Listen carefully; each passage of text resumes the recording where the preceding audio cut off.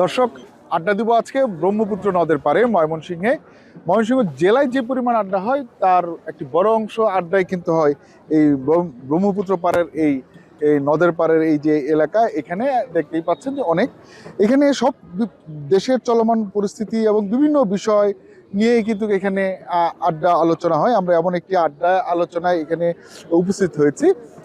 দেখা যাচ্ছে তারা নির্বাচন নিয়ে কথা বলছিলেন, তা আমরাও তাদের সাথে কথা বলবো নির্বাচন নিয়ে, যে তারা এই আসছে যে নির্বাচন, এই নির্বাচনকে নিয়ে তারা কি ভাবছেন এবং এই যে ভোট হচ্ছে সেই ভোট নিয়ে আসলে তাদের আড্ডার মধ্যে যে বিষয়গুলো উঠে আসে সেগুলোই আমরা জানতে চাইব।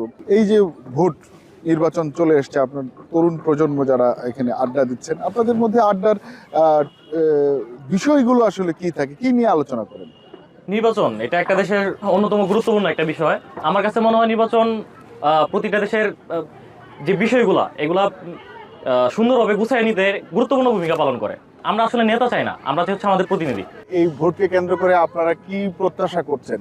আসন্ন নির্বাচনে আমরা আসলে প্রত্যাশার বিষয় থাকবে আমাদের এমন একটি সরকার আমরা চাই যে সরকারটি সাধারণ মানুষকে নিয়ে ভাববে, একেবারে প্রান্তিক পর্যায় থেকে উচ্চ পর্যস্ত পর্যায় পর্যন্ত সাধারণ জনগণ কি চায়, তাদের চাহিদা কি, এরকম একটা সরকার আসলে আমরা প্রত্যাশা করতেছি। মানুষের যে মৌলিক চাহিদাগুলো আছে, যে খাদ্য, বস্ত্র, বাসস্থান, শিক্ষা, স্বাস্থ্য, এগুলোর প্রতি সে গুরুত্ব দিবে এবং সামাজিক যে নিরাপত্তা, মানুষের এই যে বয়স্ক ভাতা, বিধবা ভাতা, এই যে বিভিন্ন ধরনের সামাজিক নিরাপত্তামূলক কর্মসূচি আছে, এগুলো সঠিকভাবে জনগণকে বন্টন করে দেবে।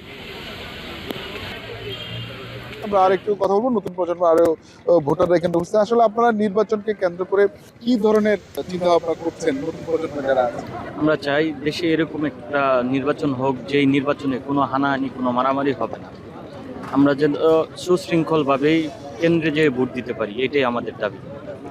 আর নির্বাচনের পরে যে প্রতিনিধি আছে তারা যেন, তাদের কাছে যেন আমাদের ঘুরতে না হয়। আমরা প্রথমে বিবেচনা করব কোন দল জোট ছাড়া একক নির্বাচন করতেছে, এটা আমাদের প্রথম কাম্য।